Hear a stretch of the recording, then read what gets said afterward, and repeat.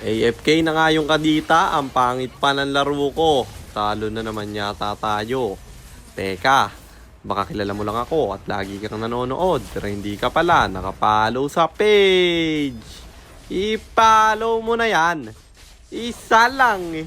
Ayaw pa. So ayon, nandito na tayo sa pang 723 araw ng isang game kada araw. Digmaan na! Ban na naman kasi yung Harley, pati Sanshin wala rin, kaya sinubukan kong gamitin yung madalas kong ginagamit sa live. Ito kasi yung pinapamalit ko sa Harley, kasi Harley pang counter dito, tapos pag binan nila yung Harley, edi wala ng counter dito. Ang hindi ko alam, counter din pala sa kanya yung Natalia. Tapos na AFK pa yung kadita namin, kaya sobrang hirap ng early game. Panoodin nyo yung buong video kung paano ko pinaglaruan ng Natalia dito. Sa point na to, nakabalik na yata si Mark, tas yung Gusion nakaabang lang sa ulti ko. Pinilit akong bigyan, tinry ko pang microhan, pero yung Natalia nakaabang lang. Dapat pala kapag pipik ka ng Hanzo, ilalast pick mo, wag mo agad gagamitin. Lalo kung wala pa silang roamer, kasi pwede silang mag Natalia. Comment nyo nga sa baba sa mga Hanzo user dyan kung ano yung mga counter sa Hanzo para maiwasan ko. Hindi ko na kasi talaga magamit yung Harley, yung Sanshin nababan rin. Sa Leo wala ako masyadong tiwala kasi hindi yung scaling. Kilala nyo naman kasi yung playstyle ko, farm muna, tsaka lalaban sa huli. Eto kasing Hanzo, yung item niya pang scaling pre. Oo, mabilis maklear yung ulti niya, pero dapat i-timing mo lang at mag-ulti ka kapag may bakbakan na. Kapag ikaw yung naunang nag-ulti tapos pumasok ka agad, baliwala yung ulti mo na yan. Sobrang dali lang kasing i-clear nyan.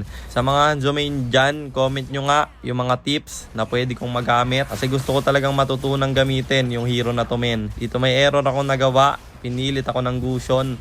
Buti patay rin siya kasi kung hindi ko napatay yun, sobrang lala nun. Pilit na rin yung pagkuha ko ng buffs dito dahil nakuha na yung Torre namin sa gitna. Yan yung kahirapan kapag lamang yung kalaban tas nakuha pa yung Torre nyo sa gitna. Sobrang dali yung invade din.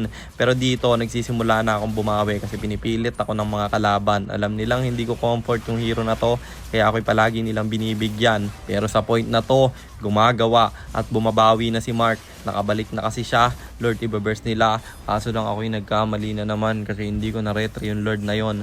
Buti na lang na microhan ko yung Gusion dito, kaya madalian kong nadepensahan yung Lord nila. Tapos dito sa gitna, may bakbakan na namang magaganap. Ganado yung Natalia. Nakaabang na naman sa akin pero akin na siyang nabawian. Ako'y babasag muna sa top. Bala ko sana tong irekta pero meron dumipensa kaya umuwi na lang ako at papalag kami sa mid bro. Dulon-dulo na to ng energy ko. Buti tumama yung second skill at napatay ko pa yung Clint nila.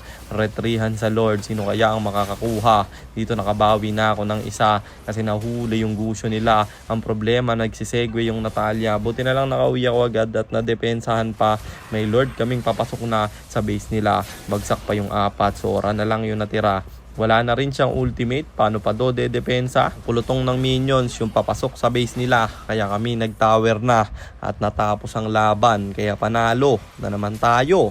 And ang standing na natin ay 614, 109, 614 wins and 109 losses. At para naman sa mga bago lang at hindi pa nakakaalam, ang ginagawa po nating content tuwing 9 PM ay 1 game per day.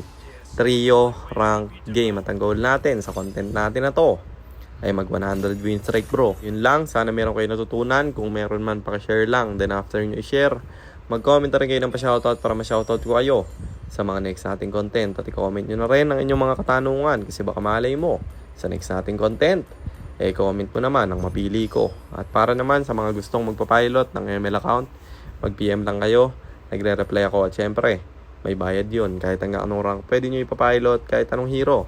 Pwede nyo ipaspam basta may additional payment pag magpapaspam kayo ng hero. At yun lang guys, sana nag-enjoy kayo sa content natin na to. At shoutout sa iyo Edimer Tome Parcon, kay Clark Kirk, kay Brian Dongkoy Estanyo at kay Sed. Maraming salamat sa inyong suporta. Mag-iingat kayo palagi. God bless. Paalam!